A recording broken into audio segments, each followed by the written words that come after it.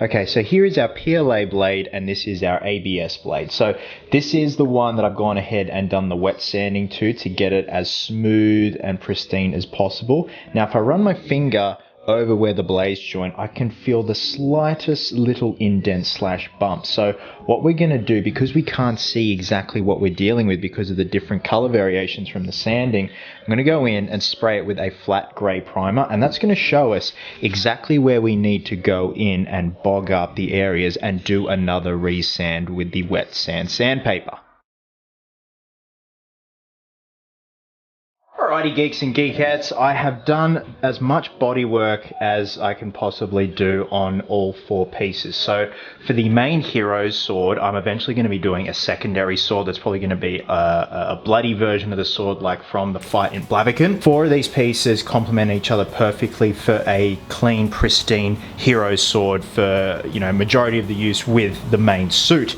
So the next step after we've done all the wet sanding and trying to get it as smooth as possible with the blade and the other 3 pieces, we're going to start applying our primer and base coats. So we've got a flat grey primer, a flat black, and a Duramax chrome. So in terms of the blade, I'm going to go straight to the flat black instead of the primer, because keep in mind the flat black does have a primer in it, so it will act as an adhesion promoter. Now all these pieces have been cleaned with fresh water and soap, and it have been dried thoroughly so there's no grease, grime or dust, so this stuff will stick to it like shit to a blanket. Now we're going to let all of these pieces dry for about 1 or 2 days. I'm really taking my time with this, and you also want to make sure that if you're using different brands of spray paint that they do not clash, because I don't know if you've seen in previous custom collectibles way back in the day where I have used different brand spray paints and they do clash, and you get these little surface veins all over the surface of your piece, and it's the most annoying thing in the world. You have to start from scratch again. So I have used Rust-Oleum and Duramax together and they do work fine. They do not clash whatsoever. Now in terms of the primer, it's going to be going on these 3 pieces, and then I'm going to do the flat black on the handle, and then I'm going to do the Duramax chrome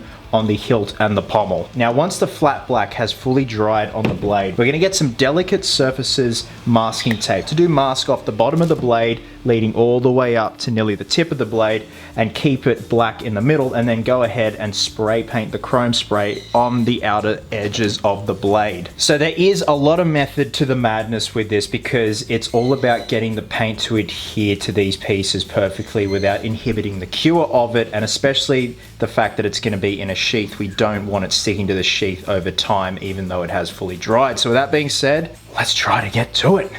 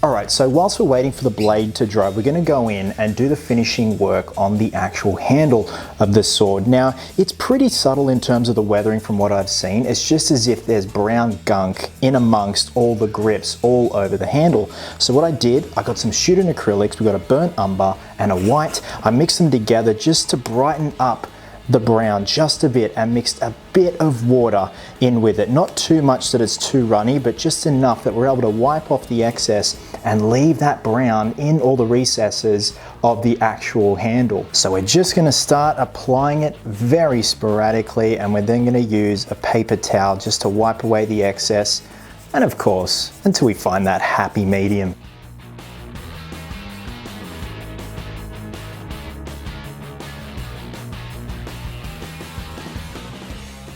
And whilst we're here, we may as well kill two birds with one stone. So we have the beautiful 3D prints of Renfri's brooch. Now, I purchased these little random bits of plastic jewels from Spotlight. I think all up, these were a couple of bucks. So in terms of what I used to spray these, it was the Duramax Gold. So it's the gold version of the silver that we're using for majority of parts of the body of the sword. So from what I've seen, the color coordination goes red, red, green, green, green, green, green, and we have this little one here, the green one that goes in the middle of this part of the brooch. These are self-adhering, which is great, but we just have to use a little dab of the cheap and nasty super glue with this fella right here.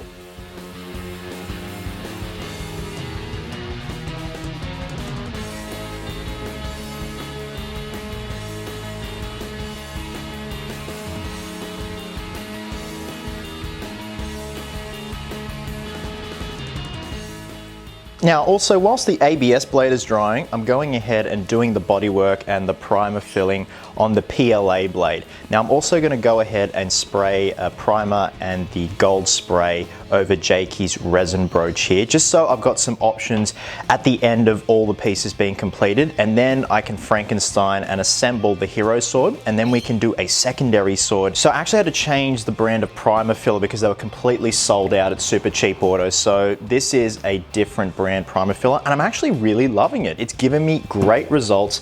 I'm spraying it on, really caking it up, and then I'm getting a sanding sponge. I had to go buy a couple of new sanding sponges, and again, it's just all about finding that happy medium. I'm also going to be wetting these and doing some wet sanding, but the most important part is just trying to fill in where the joins slash seams are. It's a little bit tricky, and it does take quite a bit of work back and forth from sanding, primer filling, putty, stuff like that.